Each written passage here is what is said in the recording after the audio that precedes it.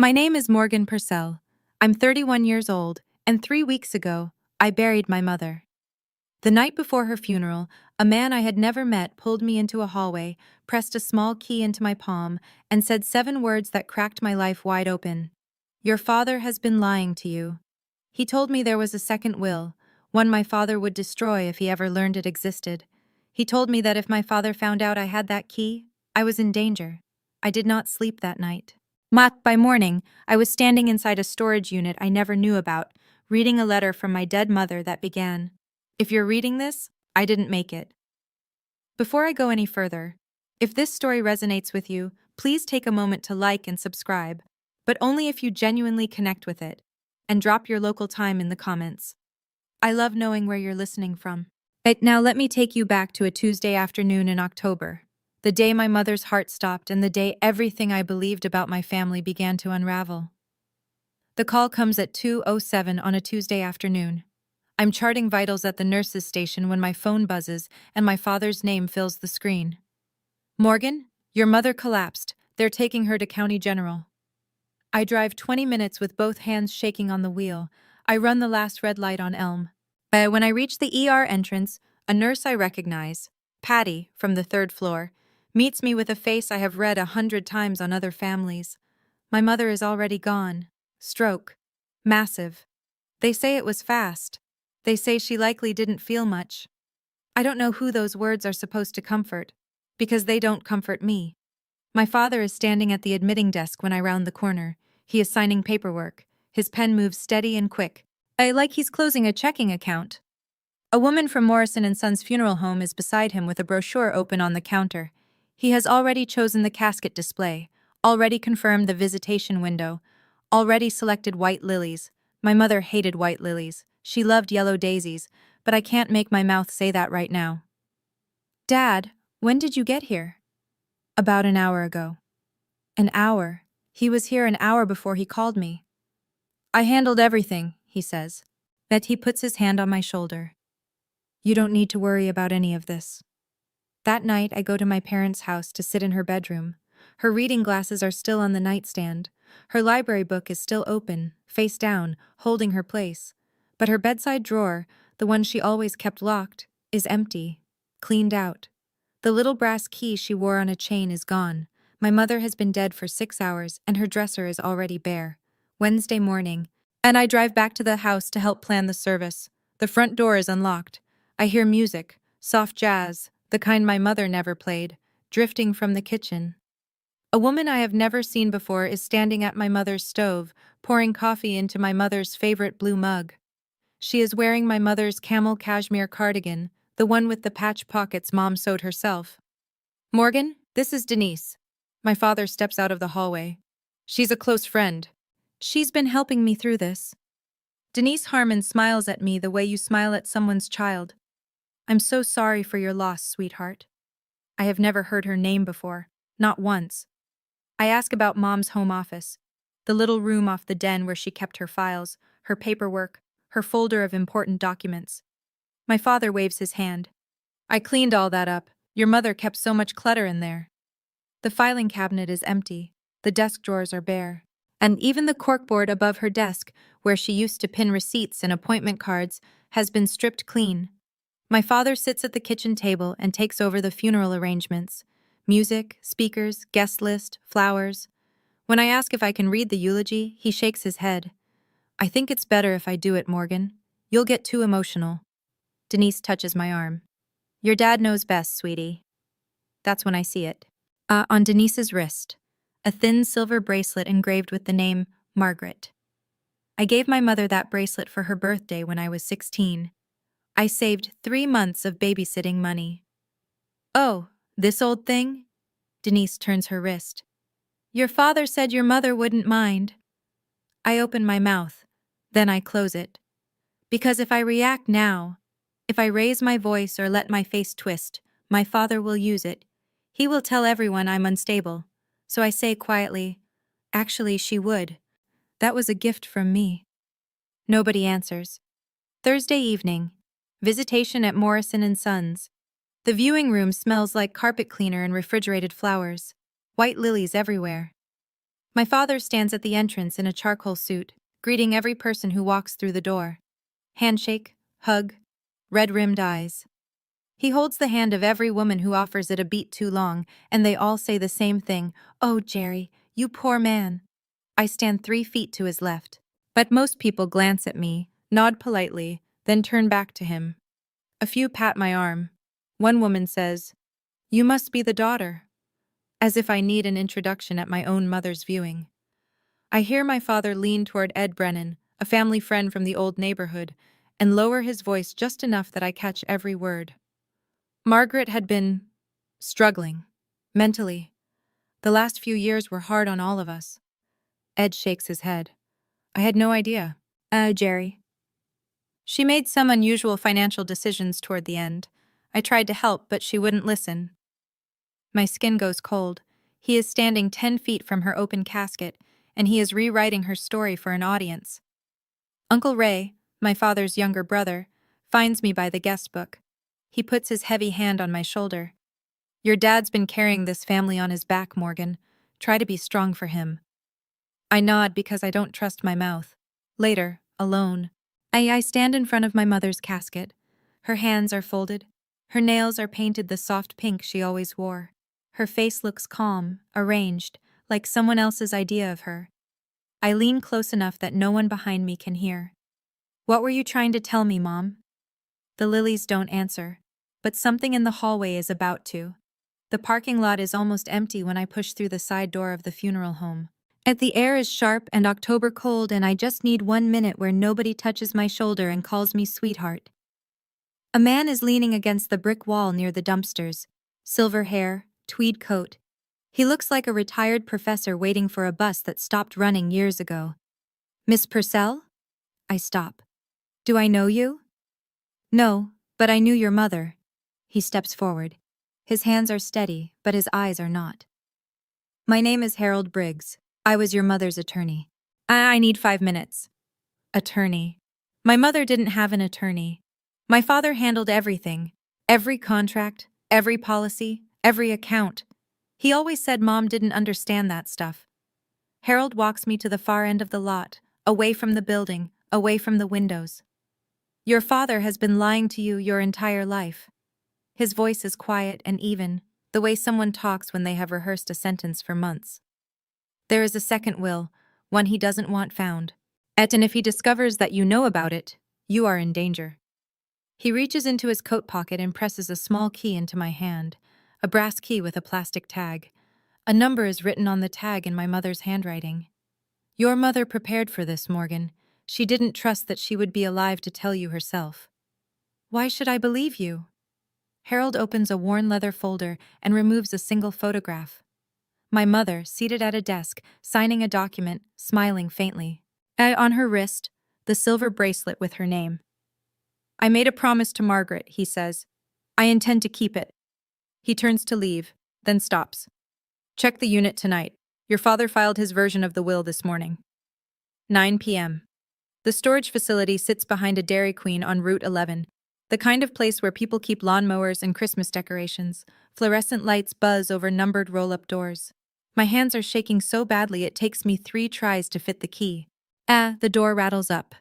Inside, 3 cardboard boxes on a metal shelf. My mother's handwriting is on every label. Box 1. 12 leather-bound journals, numbered 1 through 12, spines cracked from use. Box 2. Manila folders, thick with paperwork. Bank statements, insurance documents, photocopies of the deed to the house. Box 3 holds a single large envelope, written across the front in blue ink. For Morgan, open first. I sit on the cold concrete floor and tear the seal, 4 pages. But my mother's handwriting, small, precise, unwavering. The first line. My dearest girl, if you're reading this, it means I didn't make it. Your father is not who you think he is. The letter is organized the way Mom organized everything. Numbered points, dates, references to documents in the second box. She writes that my father took control of every bank account within the first 3 years of their marriage. That he moved $180,000 she inherited from my grandmother into a joint account, and then transferred it piece by piece to an account in his name alone. that he changed the beneficiary on her life insurance policy from me to himself 4 years ago, without her signature. And she writes, "He told me if I ever said a word, he would make sure you believed I was crazy. I was too afraid to leave, but I was not too afraid to prepare." At the bottom of the letter, one more line. "He took my money. He took my voice. Don't let him take yours." I close the envelope. I open box 2. And I start counting. The documents tell a story my father never wanted told. He filed his version of my mother's will with the county probate court at 9:14 this morning, 12 hours after her viewing, before the flowers on her casket had wilted. In his version, everything goes to him. The house, the joint savings, the life insurance. I receive a trust of $25,000, administered by Gerald Purcell. But in the second box, paper clipped to a sheet of my mother's notes, is another will. And dated 6 months after his, notarized by an independent notary public. 2 witnesses, clear language. The house goes to me, the savings go to me. And a separate life insurance policy I never knew existed, $200,000, with me as sole beneficiary, is referenced by policy number. My mother also left a handwritten note clipped to the will. Under state law, the later dated valid will supersedes all prior versions, Harold will explain. I understand now. If I do nothing, if I stay quiet, stay the good daughter, let my father handle everything, the court will accept his filing. The house, the accounts, everything my mother built, and everything that was stolen from her, lands in his hands legally. And the journals, the statements, the letter, all of it becomes meaningless paper in a storage unit no one will ever open again. I call Harold at 11 p.m. What do I do? We file tomorrow, and we need a forensic accountant. But Morgan, you cannot let your father know. Not yet. When I hang up, my phone buzzes. My father. Where have you been? It's late. I keep my voice flat. I went for a drive. I needed air. 3 seconds of silence, then. Okay, don't forget. The will reading is Thursday. 3 days. I have 3 days to keep my father from learning that the woman he thought he had silenced just spoke from the grave. I don't sleep. As I carry the boxes to my apartment and sit cross-legged on the living room floor under a single lamp and open journal number 1. My mother started writing when I was 6 years old. The first entry is dated March 14th. She describes my father asking her to transfer Grandma's inheritance, $180,000, into their joint account. For the family, he said, so I can manage it properly. Within 4 months, she notes, the balance dropped by half. She asked where the money went, and he told her she wouldn't understand. Journal 2. I'm 8. She writes about my birthday party, the one I remember being canceled because Mom was sick, except she wasn't sick. Gerald called the venue and canceled it this morning. He told Morgan I had a migraine. I was in the kitchen making her cake when he walked in and said, I told her you're not feeling well. I asked him why. He said, because I decided we're not spending that money. Morgan came home from school and wouldn't look at me. I remember that day. I remember thinking my mother forgot. I remember my father sitting on the edge of my bed that night saying, Mom's just tired, sweetheart. She tries her best. He used me. He used a child to build a wall between my mother and me. And I carried the bricks for him for 25 years without knowing it. Journal 3. I'm 11. And Mom tries to open her own checking account. Gerald finds the statement in the mail, and that night she writes, he told the Hendersons at dinner that I've been acting strange. I'm worried about her, he said. They looked at me like I was broken. She was documenting. Every entry dated, every claim cross-referenced. My mother wasn't fragile. She was building a record. Tuesday night. I spread the financial documents across my kitchen table like autopsy photographs. As my mother highlighted every anomaly in yellow, sticky notes in her handwriting flagged the worst ones. She was methodical. She was patient. She was furious in the quietest possible way. The bank statements span 15 years. The transfers follow a pattern: $3,000 here, $5,000 there, $8,000 in December, always just below the threshold that would trigger a flag. Over 15 years, roughly $340,000 moved from joint accounts into accounts bearing only my father's name. But accounts my mother was never added to. Accounts at a bank 2 towns over. Then there's the life insurance. My mother's policy, $500,000, originally naming me as beneficiary, was changed 4 years ago. The new beneficiary, Gerald Purcell. The signature on the change form is supposed to be my mother's, but she placed the original next to a photocopy and circled the differences. The slant is wrong. The G in Morgan doesn't loop the way hers does. She couldn't prove it alone, but she knew. And she prepared a countermove I'm only now understanding. 3 years ago, without telling my father, she purchased a separate life insurance policy through Harold's office, $200,000, beneficiary, Morgan Purcell. My father's name appears nowhere on the document. I also find, stapled to the back of a bank statement, a handwritten list titled Forged. 2 entries. 2 documents where someone signed Margaret Purcell's name, and it wasn't Margaret Purcell. And I sit back in the chair and press my palms against my eyes. $340,000. 25 years. That's the price he put on my mother's silence. And the forgery. That isn't just financial abuse anymore. That's a crime with a name. Wednesday morning. One day before the reading. I drive to my parents' house because that is what a good daughter does. And right now I need my father to believe I am exactly the daughter he raised me to be. And he's at the kitchen table reading the newspaper, relaxed, coffee steaming, like a man whose largest concern is the weather. "Morning, sweetheart. Want some eggs?" "Sure, Dad." He cracks 2 eggs into the pan. "I met with the attorney yesterday. Everything is straightforward. Don't worry about the finances. I'll take care of you." "Did Mom ever talk to you about her wishes?" He doesn't turn around. "Your mother didn't have a head for those things." I hear the front door open. That Denise walks in carrying a grocery bag. She is wearing a ring I recognize. My mother's garnet ring, the one Mom wore on her right hand every Sunday for as long as I can remember. "Jerry said I should hold on to some of Margaret's things." Denise sets the bag on the counter. "For safekeeping." I smile. I nod. I eat the eggs. In the car, I call Harold. "We file the second will tomorrow morning, first thing." "Already in motion. I've contacted Vivian Cole, forensic accountant, and the report will be ready by Thursday." "Good."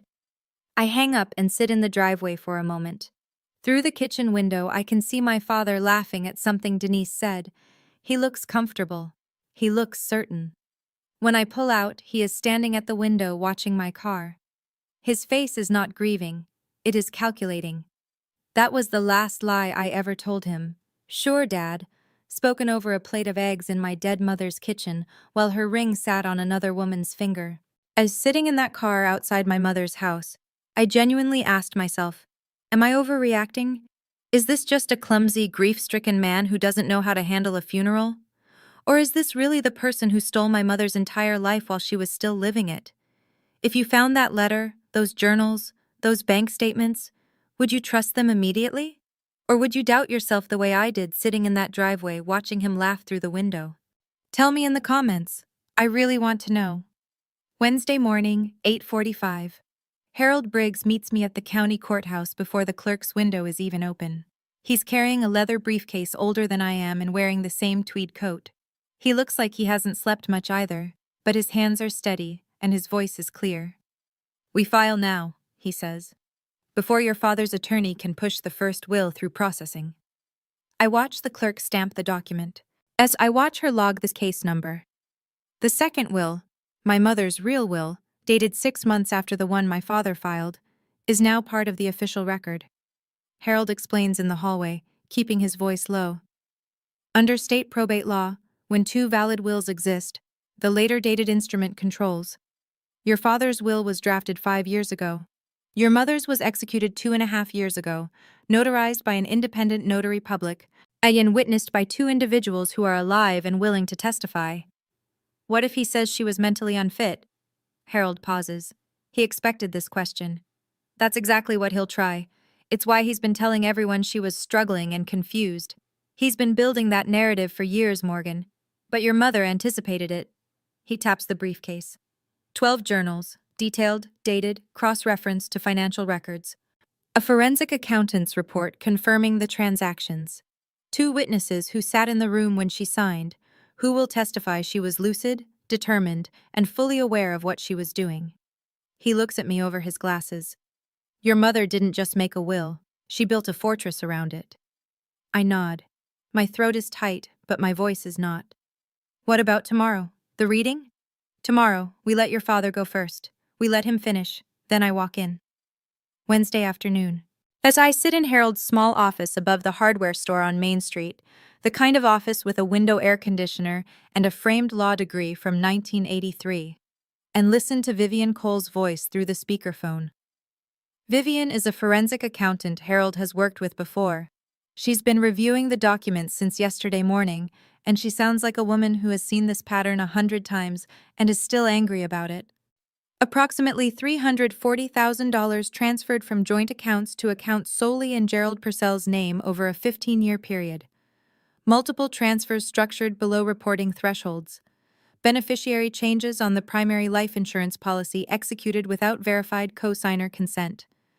2 signatures on banking documents that do not match Margaret Purcell's authenticated samples. She pauses. This is textbook elder financial abuse. If the district attorney's office wants to examine this, there is more than sufficient documentation. Harold mutes the phone and looks at me. We'll have the written summary printed and ready for tomorrow. I'm making 3 copies. One for you, one for me, one for Vivian's records. What happens at the reading?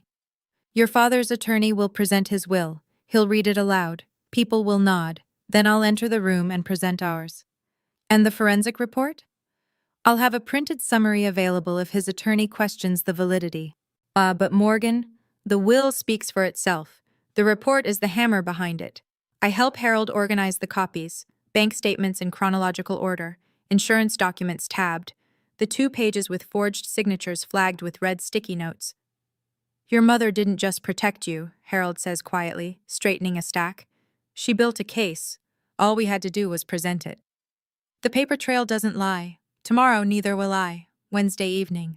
My father hosts what he calls a family dinner at the house. The house that still smells like my mother's lavender sachets in the closets, though I doubt they'll last long. He's invited everyone. Aunts, cousins, neighbors, old co-workers from the bank. Denise is in the kitchen wearing my mother's apron, stirring a pot of chili with my mother's wooden spoon. And something about the image is so precise in its wrongness that I have to look away.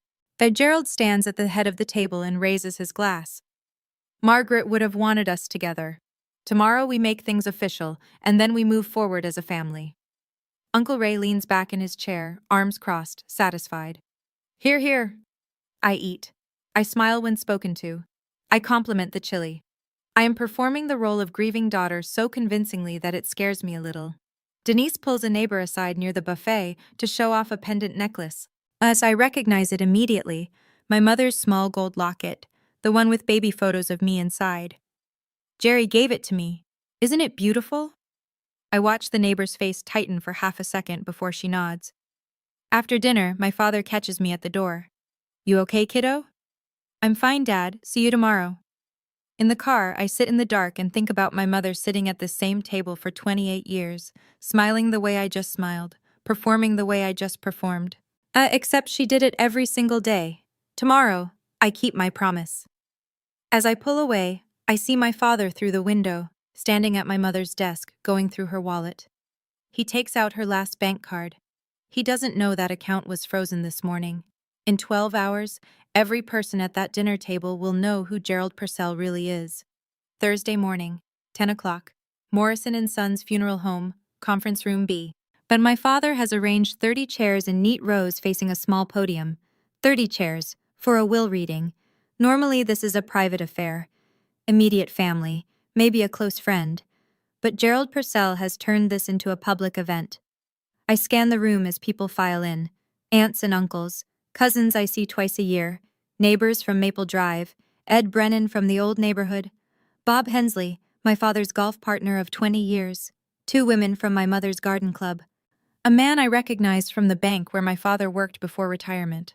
30 witnesses. My father wants an audience. He stands near the front in a pressed navy suit, shaking hands, accepting condolences with practiced humility.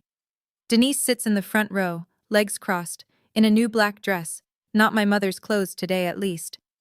Uncle Ray takes the seat beside Denise, arms folded, jaw set, the enforcer. At the podium, a man I haven't met arranges papers inside a leather folder. Terence Holt, my father's attorney. Mid-50s, Good suit, the kind of confidence that comes from never being questioned in a room like this. I sit in the third row, quiet, hands in my lap.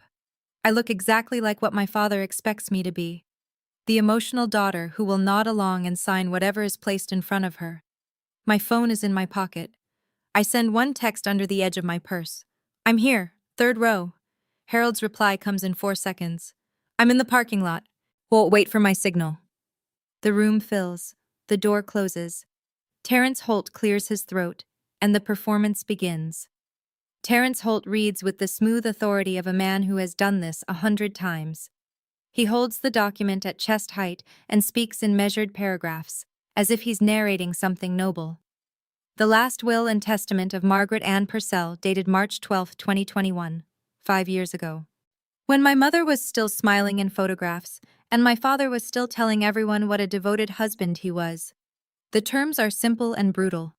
The house on Maple Drive, appraised at approximately $380,000, goes to Gerald. The joint savings account goes to Gerald. The life insurance policy, $500,000, goes to Gerald. Morgan Purcell receives a trust of $25,000 to be administered by Gerald Purcell. $25,000. Managed by him. Out of everything my mother worked for, everything she inherited, everything she saved, I get an allowance, controlled by the man who took it all. Holt sets the paper down. My father stands. Margaret and I discussed this many times. His voice cracks just enough to sound genuine. She wanted me to make sure Morgan is taken care of. I'll manage things responsibly, as I always have. Heads nod. Ray says loud enough for the back row. That sounds fair. Jerry's always been the responsible one. A woman behind me whispers to her husband, Poor Jerry. My father turns to me. 30 people watching. He puts his hand on my shoulder and squeezes. I know this is a lot, sweetheart, but I'll take care of everything.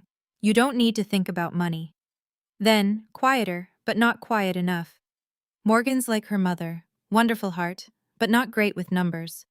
A few people chuckle softly. Linda Marsh, my mother's oldest friend, does not chuckle. She is watching me with steady, unblinking eyes. I let the silence sit for 3 beats. Then I say calmly, Can I say something? My father smiles. He thinks I'm going to thank him. He steps aside and gestures toward the room like a host offering a microphone. Of course, sweetheart. I stand. My voice is level. I just want to understand. Mom worked for 28 years. She inherited money from Grandma. She paid into her life insurance for over 2 decades. And everything goes to you? The room shifts. Not dramatically, just a slight tightening. A few people glance at each other. My father's smile fades by a degree. Morgan, this isn't the time. We talked about this. We never talked about this. Not once. Uncle Ray leans forward. Come on, Morgan. Your dad's been the one paying the bills for 30 years. Don't make this about money. Denise shifts in her chair and says, just loud enough. Poor thing. She's been so emotional since Margaret passed. Maybe she needs some time. My father lowers his voice into the register he uses when he wants a room to believe he is concerned rather than angry. See, this is what I was worried about. She's not in the right headspace to deal with these things. And there it is, the playbook. Exactly what my mother described in her letter. Step 1, dismiss. Step 2, diagnose. Step 3, control. If 30 people are looking at me now, some with sympathy, some with discomfort, a few with the expression people wear when they think they're watching a fragile woman unravel, Uncle Ray mutters, Girls and money don't mix. Your daddy knows what's best. I look down at my phone. One new message from Harold. I'm at the door. My father turns to Terrence Holt. I think we're done here. Holt nods and begins gathering the papers. The room exhales. People start reaching for their coats, their purses. It's over. Gerald Purcell has staged his performance, and the audience is ready to go home believing exactly what he wanted them to believe. Gerald takes Denise's hand and faces the room. I appreciate everyone coming. Margaret would be touched. Ray stands and claps once. Let's give Jerry some peace.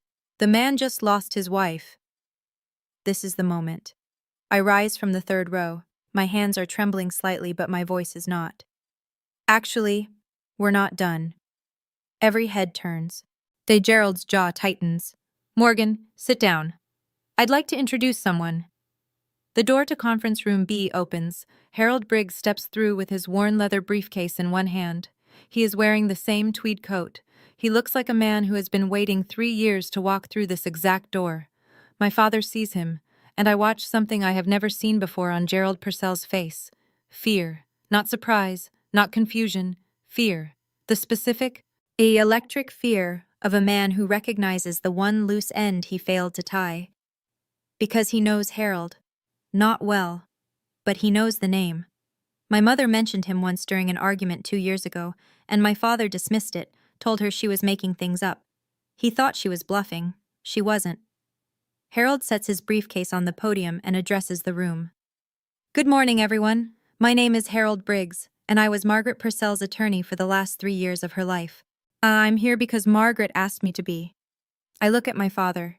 Sit down, Dad. It's your turn to listen. Harold opens the briefcase with the care of a man handling evidence, which is exactly what this is. Margaret Purcell retained me in September 3 years ago. She came to my office alone. She was not confused. She was not impaired.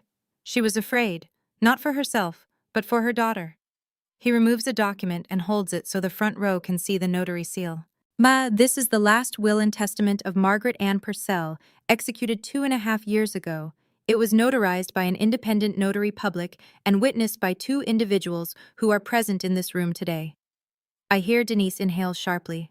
Uncle Ray's arms uncross for the first time all morning. Harold reads the terms. The house on Maple Drive, to Morgan Purcell. The savings accounts, to Morgan Purcell.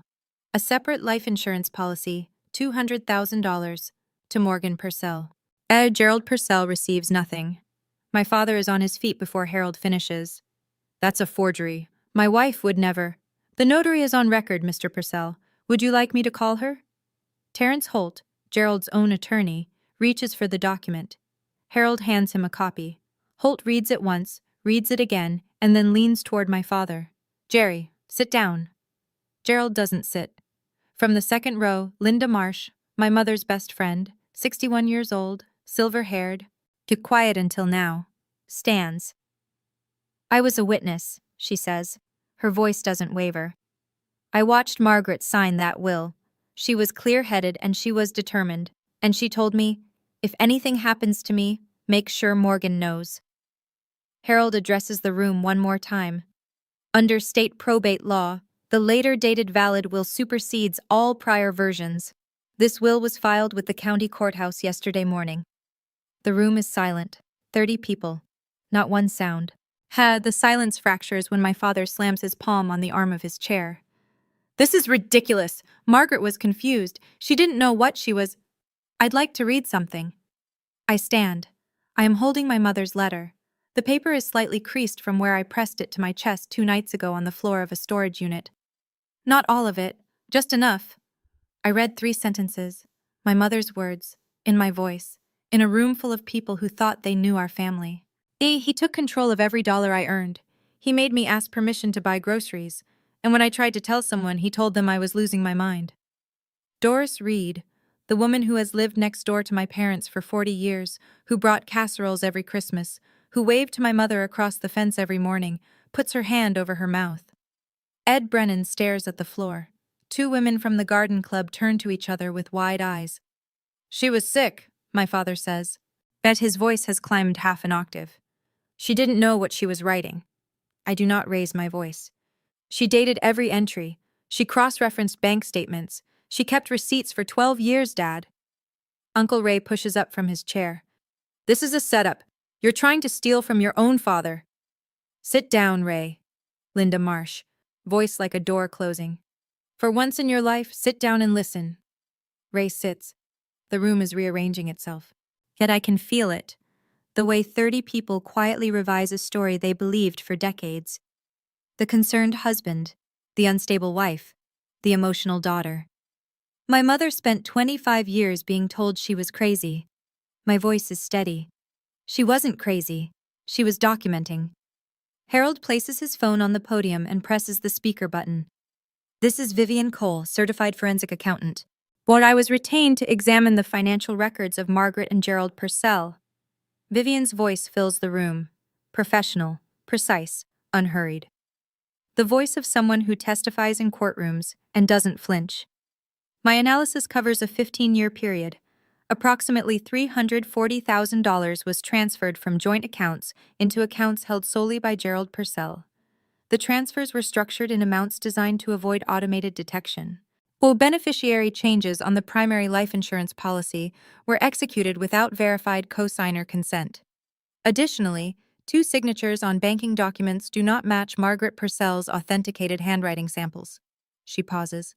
The pattern is consistent with elder financial abuse as defined under state statute. Harold lifts a printed summary from his briefcase and walks it directly to Terrence Holt. Holt takes the pages. He reads the first paragraph, turns to the second, and then sets the document face down on his lap. He leans toward Gerald. I cannot hear what he says, but I see my father's face drain of color. Gerald turns to the room. This is lies. All of it. Every word. Nobody responds. Bob Hensley, my father's golf partner of 20 years, stands up slowly, picks up his jacket from the back of his chair, and walks out of the room without a word. Denise, who has been sitting rigid in the front row, pulls her hand away from my father's arm. She moves it to her own lap. It's a small gesture, but everyone in the front 2 rows sees it. My father is standing in the center of a room full of people he has known for decades, and for the first time, not a single one of them is looking at him with sympathy. You're all being manipulated, he says, by a dead woman. No one moves. My father turns to me. His eyes are wet and his voice is shaking, but it's not grief. It's the sound of a man watching the walls come down. After everything I've done for you, I raised you, I fed you, I gave you a home. You can speak to my attorney, Dad. You're making a mistake, Morgan. You'll regret this. Mom made a decision. I'm honoring it. Harold steps forward and addresses the room one final time. The second will has been filed with the county court and is now part of the official probate record. Additionally, the financial evidence documented by Mrs. Purcell and confirmed by forensic analysis will be forwarded to the county district attorney's office for review, District Attorney. The 2 words land in the room like a dropped glass. Doris Reed turns to her husband. 2 cousins in the back row stand and move toward the door. Uncle Ray hasn't said a word in 5 minutes. Gerald looks around the room. He turns a full circle, searching for an ally. Someone who will tell him this is wrong, someone who will take his side. His eyes pass over Ed Brennan, who looks away. Over the women from the garden club, who stare at their laps. Over Denise, who is now standing in the far corner of the room, arms wrapped around herself. Over Ray, who sits with his jaw clenched and his eyes on the carpet. Nobody meets his gaze. I collect my purse from the 3rd row. I'm not doing this to hurt anyone. My mother asked me to protect what she built. That's what I'm doing. I walk toward the door. As I pass my father, yet he grabs my arm. His grip is tight. I look him directly in the eyes and pull my arm free. Don't touch me. I say it clearly. I say it once. I walk out into the October sunlight. Behind me, I hear his voice, high, cracking, desperate. She's lying. She's lying. But no one follows him out. 24 hours later, the calls begin. Terrence Holt phones Harold's office at 9 a.m. Friday morning. I sit across from Harold and listen on speaker. I've reviewed the documentation you provided. Holt's voice is different today, stripped of the authority he wore at the reading. I've advised my client not to contest the second will. The evidentiary record is substantial. Harold nods at me. We appreciate the call, Terrence. There's one more thing. I'll be withdrawing as Gerald's counsel effective today. Given the nature of the allegations, I'm unable to continue representation while maintaining my obligations to the bar. Gerald's own attorney has fired him. Harold hangs up and opens a folder. I've sent a formal letter to your father. You're requesting that he and any non-family occupants vacate the property within 30 days, per the probate agreement. And the DA? The forensic report and supporting documents were forwarded to the county district attorney's office this morning. They've opened a preliminary review. That afternoon, my phone shows 6 missed calls from my father. I don't answer. But I listen to the voicemails later, in order. The first one is rage. You think you can steal from me? After everything? The second is bargaining. Let's talk about this. We can work something out. The third is a threat. I'll fight this. I'll fight you in court. The fourth is weeping. No words. Just the sound of a 63-year-old man crying into a phone. And even through everything, through the forgery and the theft and the gaslighting and the 25 years of lies, I feel something twist in my chest. Not forgiveness. Just the ache of recognizing that the man I loved as my father actually existed somewhere inside the man who did all this. I delete the voicemails and close my phone. In a town this small, 30 witnesses may as well be a billboard. By Monday, the story has made its rounds. Not the tabloid version, the quiet kind. Whispered over coffee at Barton's diner, mentioned between sets at the Rotary luncheon, discussed in lowered voices at the post office. Linda Marsh calls me on Tuesday. Honey, I knew your mama was hurting, but I didn't know how bad. I should have pushed harder. You were there when it mattered, Linda. You signed that will. She's quiet for a moment. She was so calm that day. Sat in Harold's office and signed like she was paying a water bill. But her hands were shaking under the table. Bob Hensley calls Gerald to cancel their standing Wednesday golf game. He doesn't give a reason, just says, I need some space, Jerry. Gerald knows what that means. Gerald goes to the Rotary Club that Thursday. People are polite, no one is rude. But no one saves him a seat, and when he sits at a table with 3 men he's known for 20 years, the conversation dies until he excuses himself. The small humiliations of a small town. No one confronts him. No one has to. Denise moves her things out of the house on Wednesday. She leaves quietly. No scene, no argument. On the kitchen table, she places every piece of my mother's jewelry she had taken. The locket, the garnet ring, the silver bracelet engraved with Margaret. She doesn't leave a note. I don't think Denise left because she realized my father was wrong. I think she left because the money was gone. That's an uglier truth, but it's the real one. Uncle Ray calls me Saturday morning. His voice is thick. Morgan, I didn't know. I know Uncle Ray, but I don't invite him to the house. 3 weeks after the funeral, the probate court accepts the second will. The house on Maple Drive officially transfers to my name. The separate life insurance policy, $200,000, clears into my account. The joint savings, approximately $85,000, remains frozen pending the DA's review, but Harold tells me it's only a matter of time. Gerald does not challenge the will. Terrence Holt, in his final communication, confirms. My former client has elected not to contest. He doesn't explain why, but I know. Challenging the will would make the forensic report a public court record. Every highlighted bank statement, every forged signature, every journal entry, entered into evidence for anyone to read. Gerald may be many things, but he's not stupid. He leaves town on a Tuesday, but moves in with an old college roommate 2 states away. No forwarding address, no goodbye. The DA's office continues its review. Harold says, it may take months, but the evidence is solid. Even if they don't prosecute, the record exists. I change the locks on a Thursday.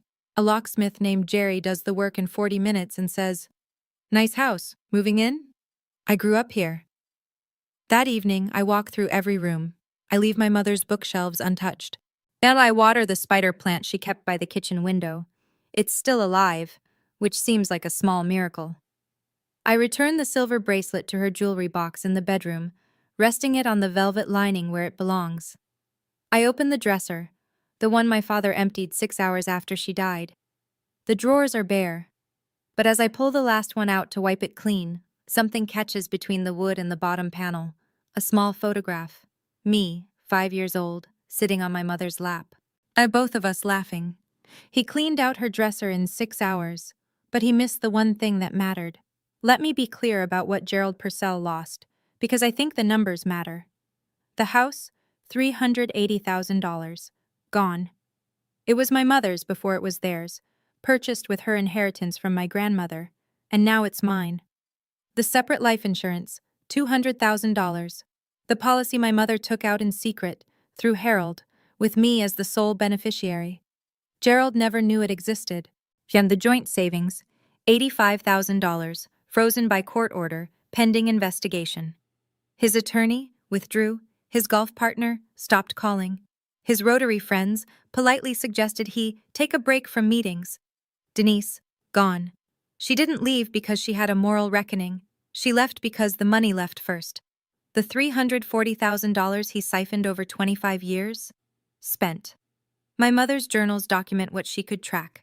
A car he bought Denise, $42,000. Roughly the same amount my mother secretly saved for me. Sports gambling, trips she was never invited on, gifts for a woman who wore my mother's jewelry before the casket was closed. The DA's preliminary review remains open. Harold says charges are not guaranteed. Many elder financial abuse cases don't result in prosecution. But the file exists, the evidence exists, and if Gerald Purcell ever tries to rewrite this story, there are 12 handwritten journals and a forensic report that say otherwise. He sent me a letter last week, 4 pages, handwritten, which tells me he's been sitting somewhere with nothing but time. He doesn't apologize. He writes that he was misunderstood, and that your mother always exaggerated things. I read it once. I fold it carefully. I place it in the box with the rest of the evidence. I don't feel victorious. I don't feel triumphant. I feel finished. And for the first time in my life, that's enough. It takes me 2 weeks to finish the journals. The first 9 are painful. A catalog of small thefts and large silences. A woman watching her life be dismantled one forged signature at a time. But the last 3 journals are different. In the final years, my mother stops writing about Gerald. She writes about me. About the afternoons I come home to visit and we sit on the porch and drink iced tea. And about the tomatoes she grows in the backyard and saves for me because she knows I love them on sandwiches. About a book she read that made her think of me.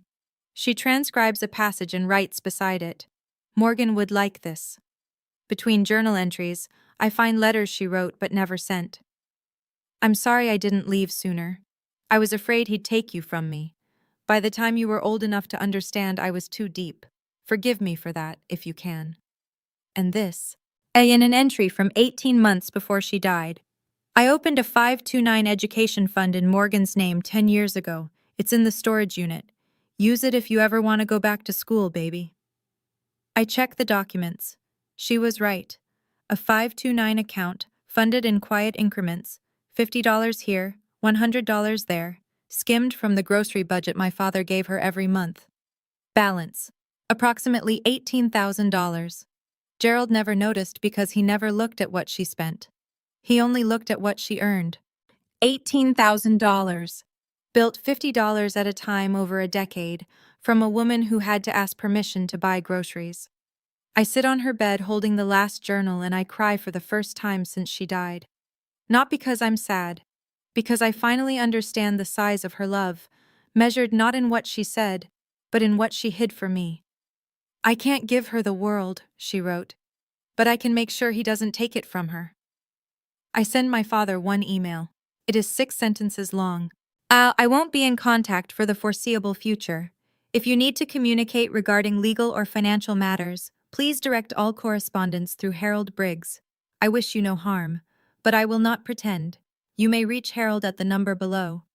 He replies the same day. His email is long, 9 paragraphs of justification, minimization, and revision. But he writes that my mother always had a flair for drama. He writes that any financial decisions were made for the good of the family. He does not use the word sorry. I read it once. I do not reply. I meet Uncle Ray at the coffee shop on Main Street the following Saturday. He looks smaller than I remember. He orders black coffee and stares at it. "Uncle Ray, I don't hate you, but you stood in that room and backed the man who robbed my mother. I need time." He nods. I understand." It's the first time in my life he hasn't argued. I keep Linda Marsh close. She comes by the house every Thursday with banana bread and stories. How she and my mother met at a PTA meeting in 1998.